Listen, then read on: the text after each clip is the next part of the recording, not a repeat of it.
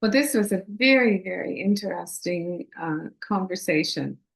Sam is an articulate young man. He helps to understand what it's like being a young 23-year-old male who is on the autism spectrum.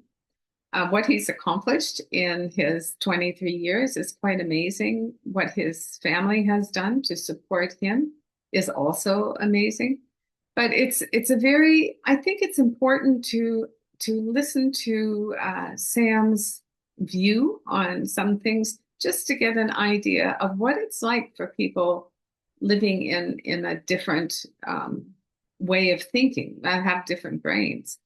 I also like the whole time of preparing for this interview and also during the interview, there just seem to be so many similarities in what he's doing, trying to advocate for people to understand more about the world of autism, and what I do, trying to advocate for people to understand more the inner emotional world of boys.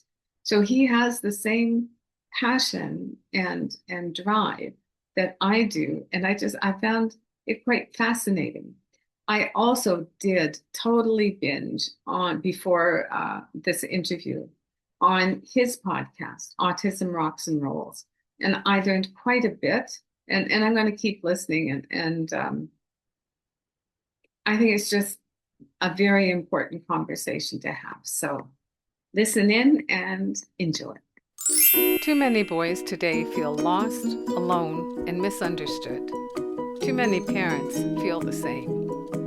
Behind today's troubling statistics is a generation of boys longing to be seen, heard, and valued. And yet the conversation around boys' emotional lives is still far too quiet. This new season of Unlocking the Parenting Code is here to change that. This season you'll hear more real conversations with young men, more expert voices on boys' mental health, more solo episodes where I share truths I've learned firsthand, and more wisdom from parents walking this road right now. It's time to open our eyes, open our hearts, and become the change our boys need. Boys aren't broken. They're waiting for us to truly see them, hear them, and stand with them. So tune in to Unlocking the Parenting Code for real conversations, real hope, and a new path forward for our boys. It's time. They're ready. Are we?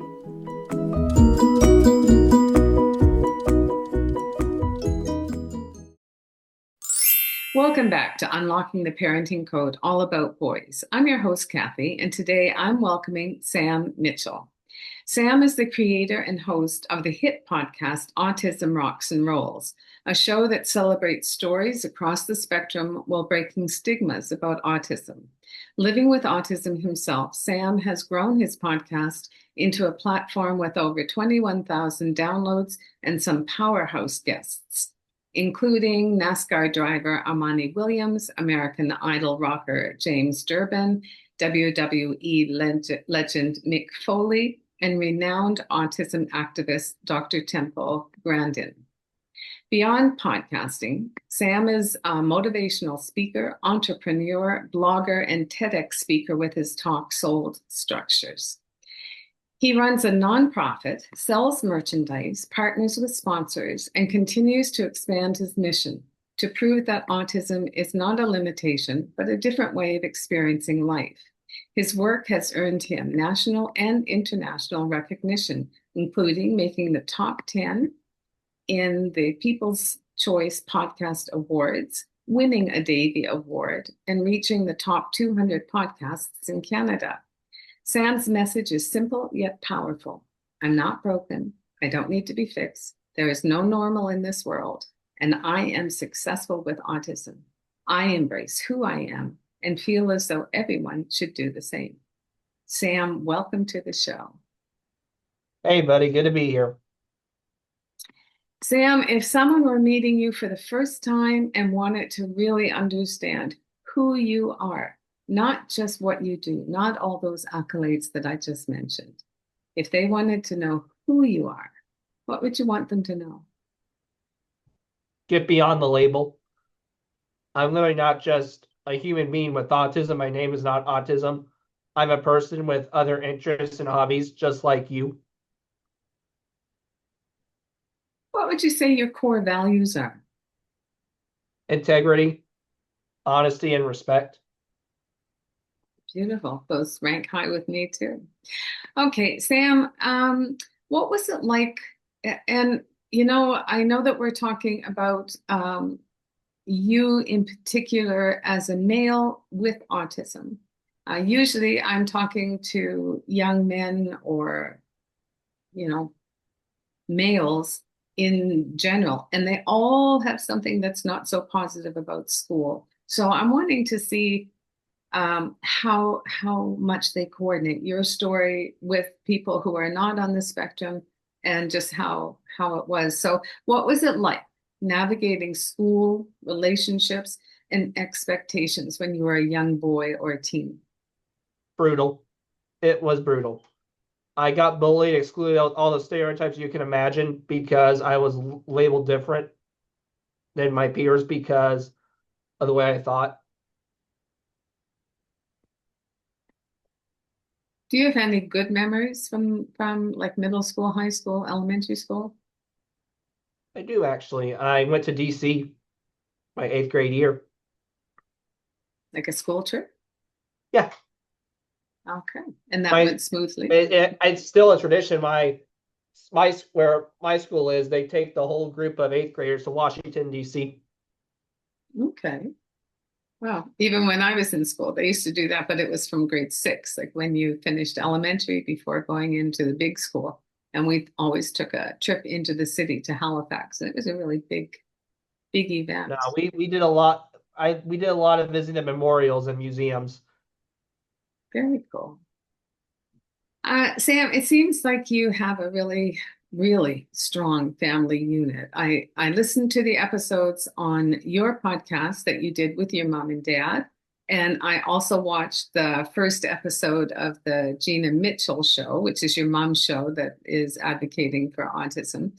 What do you think is what were the most important things that your parents did, like in terms of actions or behaviors or experiences they gave you, and that really shaped who you are today? Self-advocate.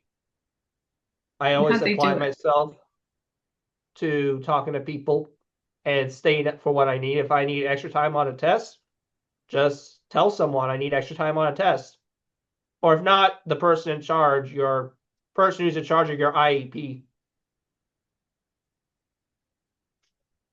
How did they help you with, I can understand the academic part of it. How did they help you deal with some of the negative parts of school? Because, that's your school world. There's a limit to, what control you have over that. But sometimes it's the home environment that makes it bearable. Speak up, and tell everyone you're kind of mad. Because in my feeling, we're a bit of pit bulls. We can be very sweet and lick your face, but we'll bite your butt. We will bite back. So they taught you to stand up for yourself and Which I express didn't your take, emotions. which I really didn't learn until I was 16. But I think they did the best too to make me comfortable socially because social-wise, it was very confusing. And I didn't really understand social cues. Still don't really to 100%. But I got a better grip at it when I was 16. But for 15 years, socializing was mission impossible. Yeah. So, and you were diagnosed quite young, correct? Yep, for So, like, what impact did it have, like, that you had the diagnosis, like, in how you saw yourself and how others saw you? well, when I was younger, I didn't understand why I was different and what I thought was right, no one else was doing. So in my brain, I was confused. But when I was 6, life made sense. And it was kind of like this eureka moment. I was like, okay, now we know why I do this. It's a medical condition. But despite knowing it was still rough, but it did feel a little bit better compared to when I was 4 years old and not knowing it. Yeah, information is powerful, isn't it? Oh my gosh, you have no idea on that one. Actually, I have a pretty good idea, and I feel quite strongly about it. I Well, then had I'll just a shut up then. no, I'm learning. I'm learning all the time. And that's one of, the really cool things about doing a podcast is that you have the privilege of talking to people that you might not run into. Like I'm in Japan, you're in the States, so we probably wouldn't, run into each other going to the coffee shop. So this is pretty cool, and it's an opportunity to learn.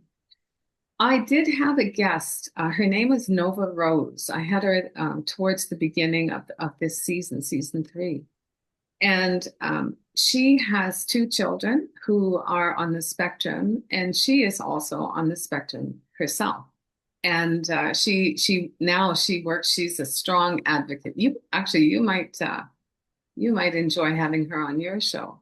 But she shared her knowledge and wisdom and experience, and like I learned quite a bit from her. And there were 2 things that really stood out. And one of them was that she suggested that people on the spectrum, it's not so much that they don't have social skills. It's almost like they speak a different language.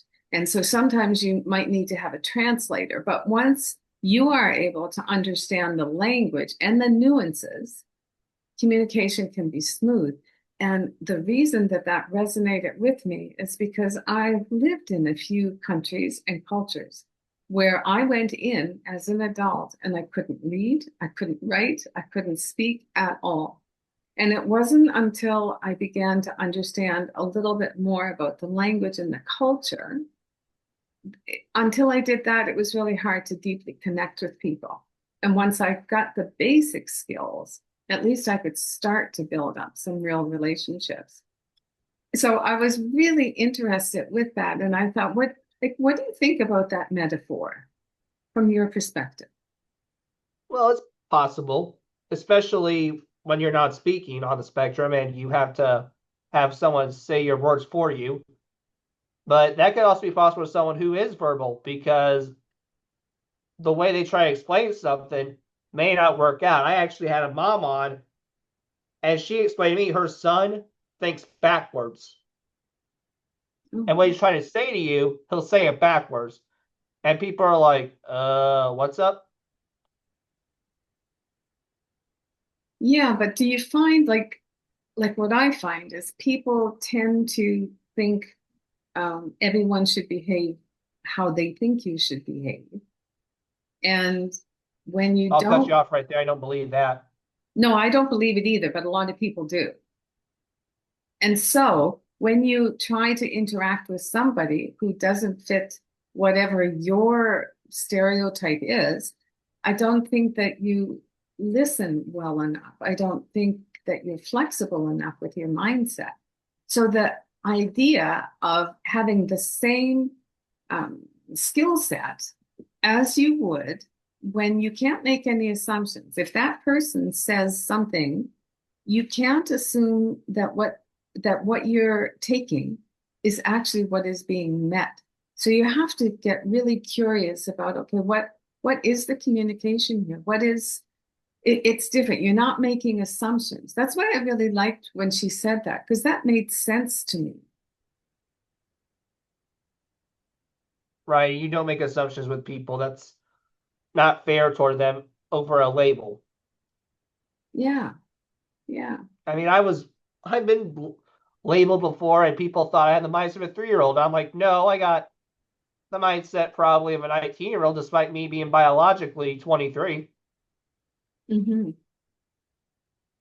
Well, you certainly communicate very well. Like I said, I've been binging on your podcast, and you communicate very well. There was another experience that I shared with Nova on our interview, and it was an experience like that's the other thing. A lot of people just are unaware about what does it mean to be on the autism spectrum. And because of not being aware and not having knowledge, you often there's a, you know, you hesitate or whatever because you don't. So let me say it another way. I've always worked in international schools, and until recently, there hasn't been this big push for inclusion. So anybody who didn't, tick the boxes, they weren't in the international schools. And the thinking was it was because, we didn't have the services and understanding and knowledge to give the proper support. And when I took a job in Bangkok, I was there for 2 years, and it was the first school I ever worked in that was inclusive. And so, I mean, not like percentage wise, maybe there was between 5 and 10% of the student body, and it was from 3 years old to 12, had some kind of a challenge, whether they were on the spectrum or we had some Down syndrome children. And although I know you don't like the term, it was highly functioning children that could participate and benefit from being in that kind of a supportive environment. And it was beautiful. Like, it was a very beautiful experience. But I remember one day being out at recess when all the kids came out at the same time. And it seemed to me like all of the children that had these special challenges really gravitated towards each other. And so then I was thinking, okay, is this thing with the language? They're all speaking the same language, so they're really comfortable together. It really kind of fascinated me. But then what Nova had said to me, there was another thing that was connected with her understanding anyway, about children or people who are on the spectrum. She said a lot of them are highly sensitive. And so it's almost like they vibrate on a higher frequency. And so they will gravitate towards each other. But the other part of that higher frequency thing is that they tune in really well and really fast to what the person is kind of emitting, that vibration, that energy. So even if they're in a classroom and the teacher is trying to be inclusive or whatever, even though her words are positive and welcoming, the child really understands very quickly that that teacher really doesn't want them in the classroom, that they don't feel equipped to give them the right support. They catch the vibration, the emotional tone faster than perhaps a neurotypical child would. What do you think about all that? You're not wrong. We're very intuitive. We keep track of stuff to the best of our ability, and we know pretty much everything. I'm not trying to say we're Albert Einsteins, but we pay attention to a lot more details than a lot of other people do. We can tell when you don't want to be around us. We're not stupid. We know. Yeah. We really do know. So does that And come I've also from heard highly too, sensitive? I would say I'm Sorry. very sensitive to sensory issues. Yeah, mine in particular is when my sinuses screw up. And for me, it's also getting wet to a point. Mhm. I don't mind my body wet. I just rather prefer my hair not being wet, but I still do it. Yeah. Well, um, because I've been thinking so much about autism and about all the things that you talk about on your podcast, and I love that we refer to so many things now as a spectrum. Like, it's not black and white; it's a spectrum. But then I was just thinking the other day, it was like, well, like you talk about autism. I advocate for boys in their emotional world. And, we have all these things going on, and everything is on a spectrum. But basically, if we all looked at it kind of as humanity, and yes, there are some that are female, there's some that are male, there are some, that have these challenges and these gifts, and there are this side with these challenges and these gifts. And the idea of a spectrum I find to be very welcoming and accommodating. I find it very refreshing. What do you think? Oh yeah, it is very refreshing. It gives people a chance to succeed in a world that As sometimes I don't think people do have a chance. And it's not because of them not trying, it's just because of certain obstacles. Tell me more. Well, certain obstacles like income, sometimes, as we know, and where I'm at, finding a job isn't as easy as it seems. I graduated college, I'm still trying to find a job. Yeah. Yeah. Yeah, there are obstacles, but that's where family also comes in. The support from your family is gets you through those times and helps you, get over those obstacles. Yeah, I'm thankful my parents didn't kick me out of the house yet. Let's put it that way. Well, I'm sure that you provide a lot of entertainment, and I'm sure that you do what you can to help out. I try to. Sam, on your intake form, you wrote that one thing that you wish parents of boys would understand better, two things actually, is they don't grow up so fast and that men hurt just like women do. And that's really such an important perspective. But can you tell me a little bit more about that? When I was raising my son, I longed for a guide, something real, honest, and grounded in what boys truly need. So I created the book that I wish I'd had. Packed with tools and real world strategies that actually work, you'll learn how to nurture his emotional world and finally understand the feelings behind his behavior. Because boys don't need punishment, they need guidance. We'll bust the myths that keep boys boxed in and help you support him through the real challenges of growing up. Most of all, it's about transforming your connection, one small moment at a time.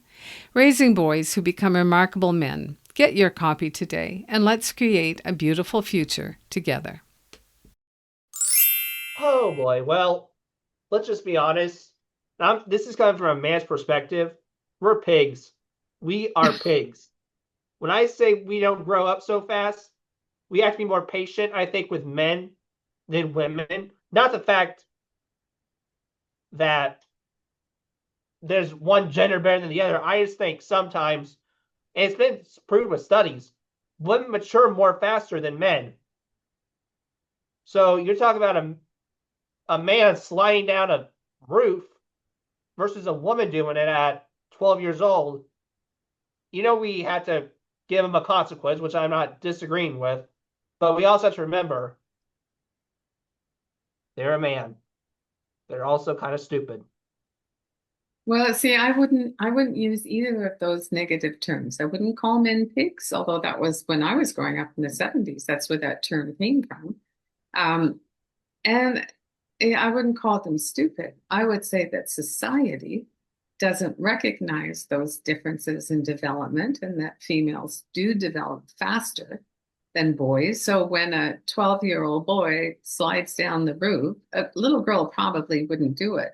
But developmentally, that might be really appropriate for that little boy. It's just that's that spectrum of what's normal behavior for that Right. particular That's stage. what I'm trying to say. I just think we have to remember Yes. that they're a man, they're still hitting that hormone puberty age. Yeah. And they're Yes, probably it's not as mature as Cindy Lou. yeah. Yes. I The other agree one with you. about being emotional, as a society, we determine women are more emotional than men. I don't think that. I think it's equal. I would go so far to say I think it might actually lean towards men being more emotional and sensitive than women. I'm going to go with equal Oh, well, because that's a trust me, good start. I've seen both genders lose it. Yeah, yeah. Okay, so what would you say? So, from my perspective, all boys face challenges when they're growing up, all boys, because of societal expectations. What do you think are the unique challenges of neurodivergent boys? Well, in society, They expect us to pay the bills. They're the ones to mow the lawn. I tried mowing the lawn once. Never again. I tried paying the bills. We're going to work on that to this day. But I don't know if I'll ever get there. My point I'm trying to make here is all the men roles might not be fit for the boy. They might be better off, instead of paying the bills, clean the basement. Or instead of mowing the lawn, they might be better at making dinner.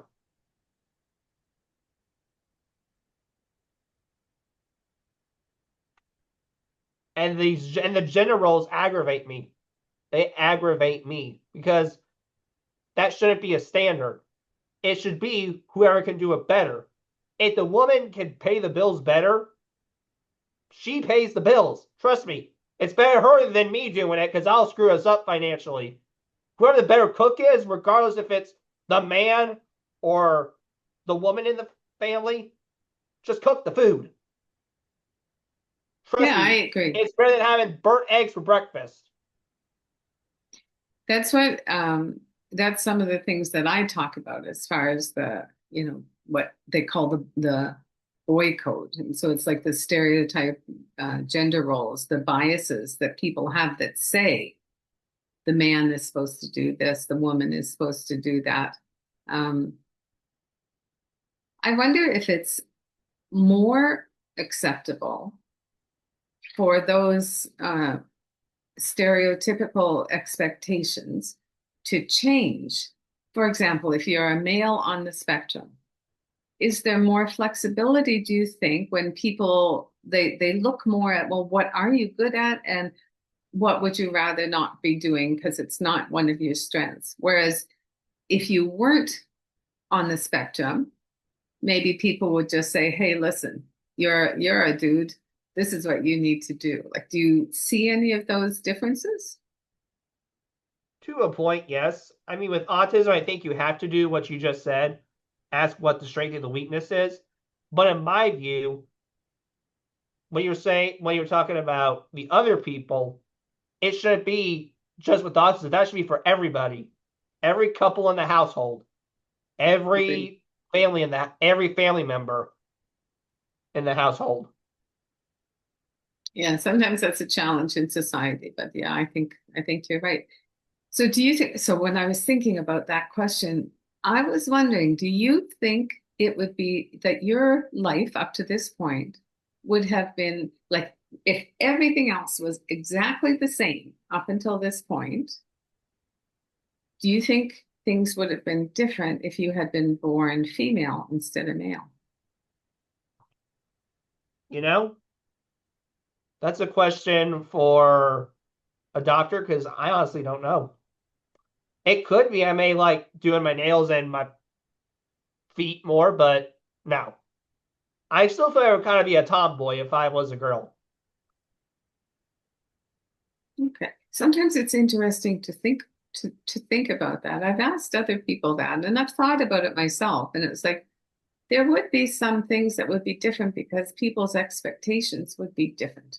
And that's where the unconscious gender bias comes in. So it's a kind of a I fun think it thing. wouldn't be, I think there's similarity. If I was a boy named Sam or if I was a girl named Samantha, I still want to give a crap about my appearance. Because Yeah. let me put it this way, looking nice to me is a t-shirt and shorts.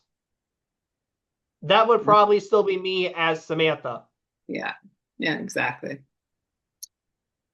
Um, so like I said, I've been binging on your podcast and you have had some incredible guests on Autism Rocks and Rolls.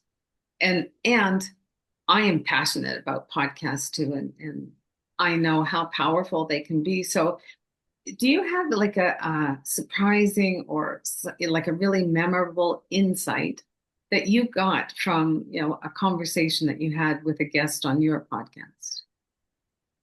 Well, the problem is I've had so many conversations, it'd be hard to dissect one. Okay. Okay, let's do this. I have one dropping out tomorrow. He was a former wrestler. He wasn't, I promise. He played as a Arab American from America, but this was during the time of after 9/11. And the character was so controversial, they had to cut him off because it went from this Arab American hating America because of 9/11 to basically being a terrorist. Yeah. He then went from being a terrorist to a teacher. And I had to have that. I had to have that guy on my show because I found that very inspiring. But after his time in WWE and was released, he went from working in WWE to not having a direction and being depressed and just asking, what if I didn't wake up? So he went from that to working at UPS before going into teaching. And it humbled him. It made me realize, well, I'm kind of where he's at right now in my life. I don't have a job. I'm not making any money. That's not with a nonprofit, which I love doing, but I want to be a productive member of society still, where I could do a regular job. And I don't care what it is. It has to be UPS. So be it. His story humbled me to show him that you're making whatever you do is successful. Yeah, sometimes you have to get right down to the bottom to for your perspective to change and start climbing up. Right, you have to. Sometimes you're all the way at the top, and then you're back at the bottom, and then you can end up at a good spot for yourself. He said on this Dark Side of the Ring episode that failure of a character led him to success. That's fine. Sometimes funny in this world how you can be on top of the world, then go be at the very bottom delivering mail. Yeah.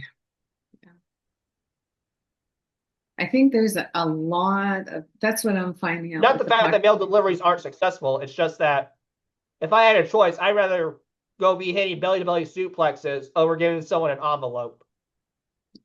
Yeah. But that's just me.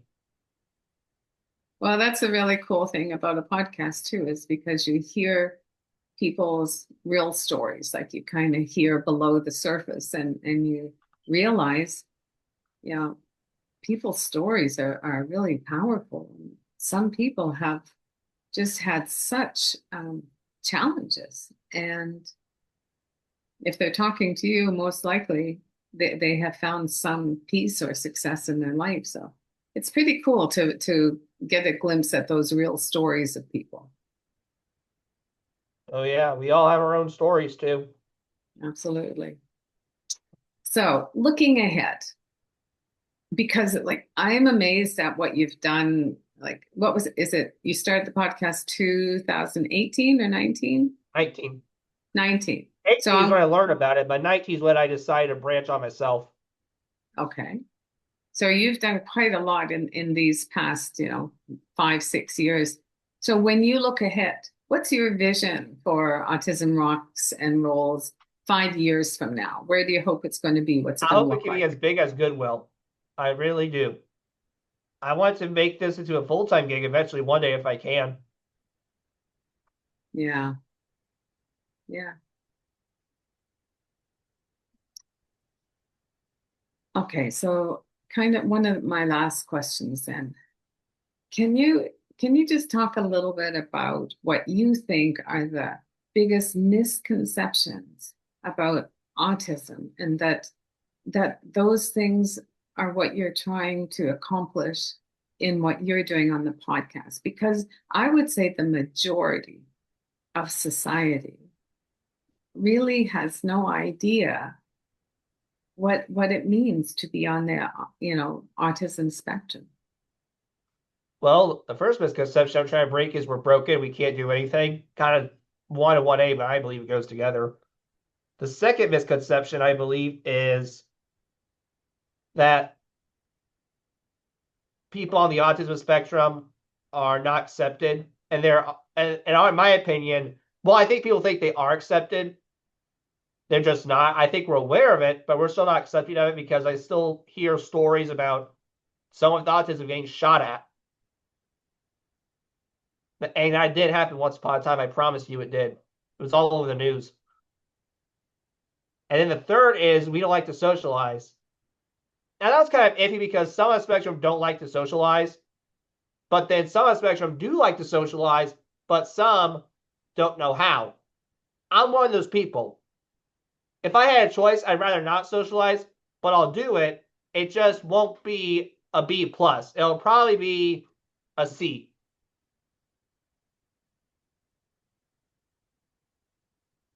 So many things that you say, it's kind of like I don't always think that they're limited just to people who are on the spectrum. Like I think there's a lot of, introverts or highly sensitive people that struggle with, being social. It's just maybe they pick up a little bit differently on social cues and things like that. But yeah, I think there's more that um, joins us than separates us as far as, who struggles with what challenges they are. We're all different. Every single human being is different. A little more respect, I think, would go a long way for all of us. Yeah, we all have different beliefs in religion, politics, and our own life. As long as it's not harming anyone, who cares on what it is? Exactly. Exactly. But Sam, before we finish up, I know that there's actually before we finish, and I ask you if there's anything else you'd like to say. I'd like you just to talk a little bit about some of the topics you cover on the podcast, because there were so many of them that, like, I was quite fascinated. I was also fascinated, and I needed to ask you, like, do you just have a photographic memory, or because you'll be talking to somebody in an interview, you'll mention, for example, the not liking to have your hair wet, and then you will pull up like magically, oh, that's from episode whatever, like that.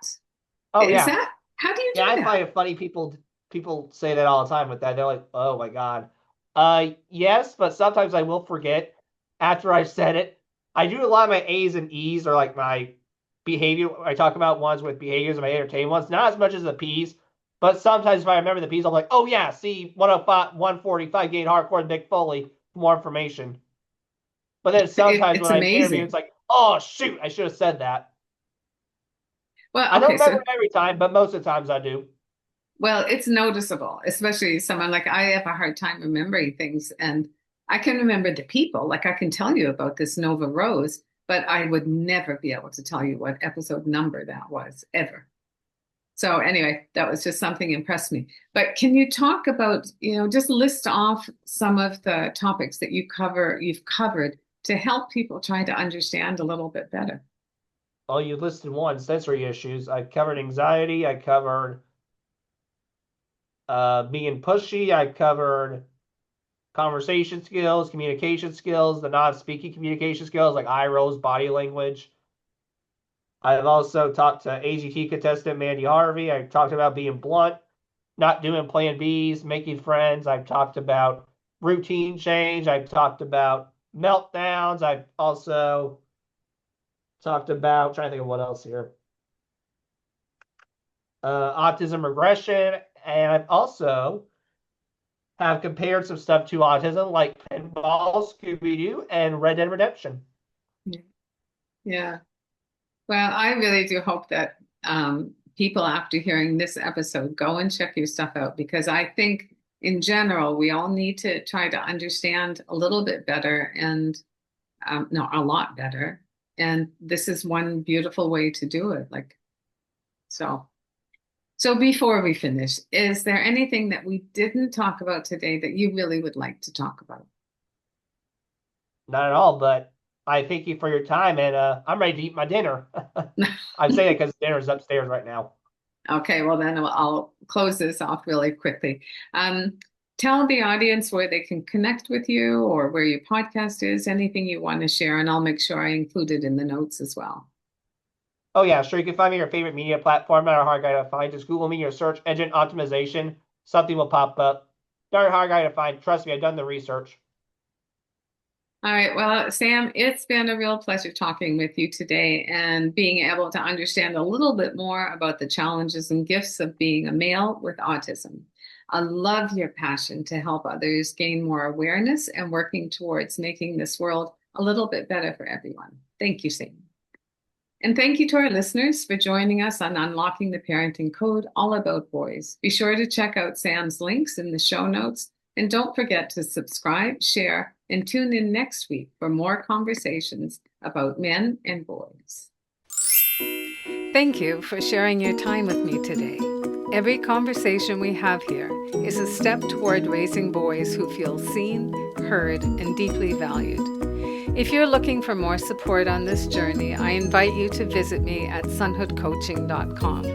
You'll find a link in the show notes. And as always, thank you for being part of this important movement. Until next time, take good care.